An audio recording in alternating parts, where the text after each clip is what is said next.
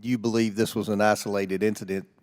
Why should we believe that this is an isolated incident and not part of a pattern in FEMA? Because we've seen many other government agencies that we believe have become politicized and or weaponized. So, I mean, why should we believe this is an isolated incident?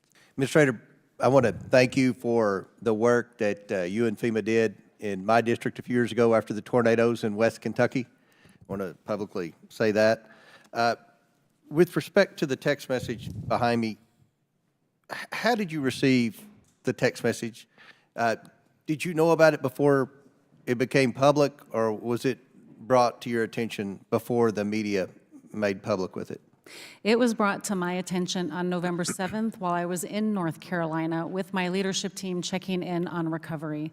It was mentioned to me that they had heard that there was a text message that a staff member had sent. I then directed my team to look into this. This was before the media inquiry or the media story came out.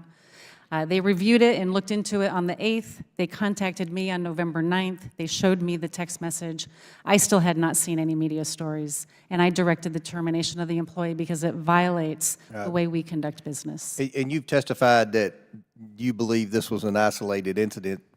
Why should we believe that this is an isolated incident and not part of a pattern in FEMA? Because we've seen many other government agencies that we believe have become politicized and or weaponized.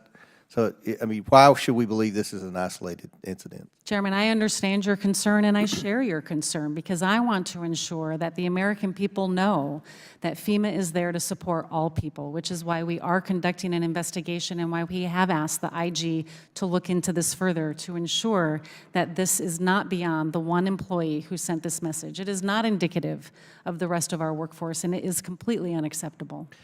So, I want to go back to Ms. Washington. You terminated her. She was a part-time employee. If she were a full-time FEMA employee, could you have terminated her then and there on the spot? We definitely have more flexibility within our intermittent employee HR practices, but we would have been able to take the necessary action to remove her until a full investigation had been done.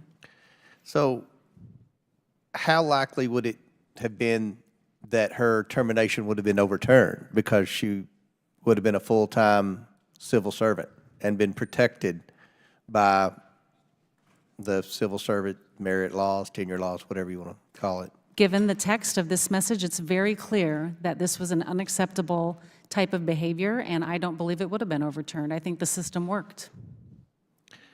Well, we're going to find out with a lot of federal employees that we believe should be held accountable for bad behavior.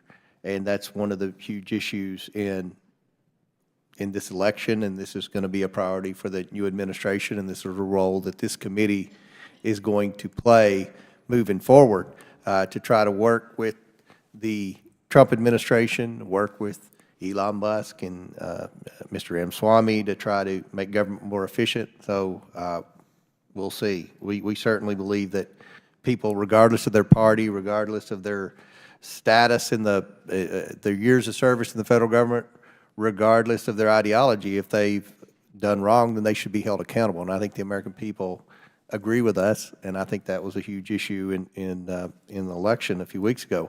I want to switch gears and talk about FEMA, and I think a lot of people, myself included, often wonder what is the role of FEMA.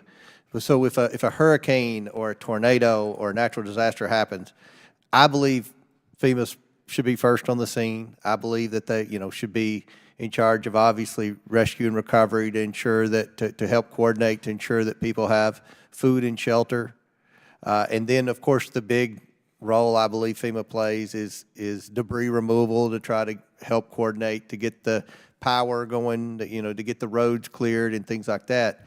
A lot of people wonder, what then? What else is FEMA responsible for? Because I know when we had our issues in West Kentucky, people were thinking that if they didn't have insurance, that FEMA was supposed to come in and pay for that.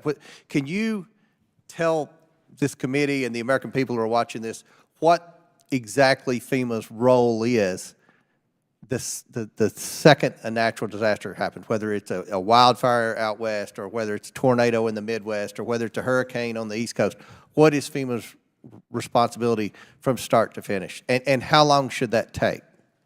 I think the best way to start that, Chairman, is the fact that all disasters are executed at the local level, they are managed at the state level, and supported by the federal government, and that's where FEMA comes in.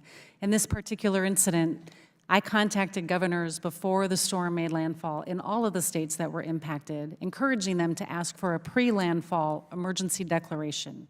What that does is it allows me to pre-position resources. And these aren't just FEMA teams, these are the federal government. It gives me the ability to direct other members of the federal government to come in and be able to respond to those immediate life-saving needs as needed after a storm passes.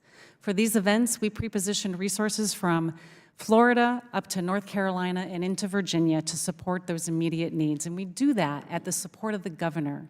We have teams that are embedded with the governor sitting side by side who are also communicating with the local emergency managers, the local first responders to know where those needs are so we can direct our resources to the areas that don't have enough. These all start and end with that local first responder, and they did amazing work in those first few hours after these storms passed, and our teams on the ground immediately, the search and rescue teams from across the federal government, were there doing life-saving activities as the storm were passing all of these states.